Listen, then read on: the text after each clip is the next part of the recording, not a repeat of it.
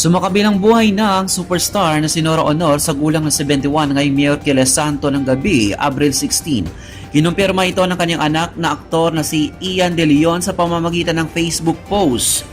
Sa isa pang Facebook post, with deep sorrow and heavy heart, we share the passing of our beloved mother, Nora Honor, who left us on today, April 16, 2025 at the age of 71. Walang himala! Ang himala ay nasa puso ng tao! Nasa puso nating lahat! Tayo ang gumagawa ng himala!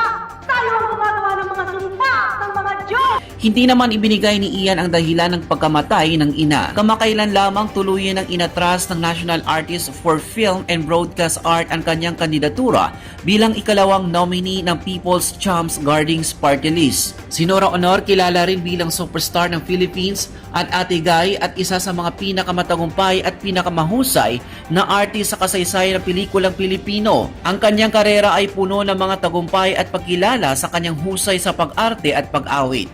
Si Ate Guy ay ipinanganak noong May 21, 1953 sa Iriga City, Camarines Sur. Sa malawak na karanasan sa pinalakang tabing, naging pangunahing bida siya sa mga pelikula na kanyang ginawa kabilang ang mga klasikong gaya ng Himala 1982, Bona 1980, Daiwam 2012 at marami pang iba. Tinagurian si Nora Honor bilang national artist o pambansang alagad ng sining sa larangan ng pelikula at broadcast arts at ipinagkaloob sa kanya sa panahon ng administrasyon ni dating Pangulong Rodrigo Duterte.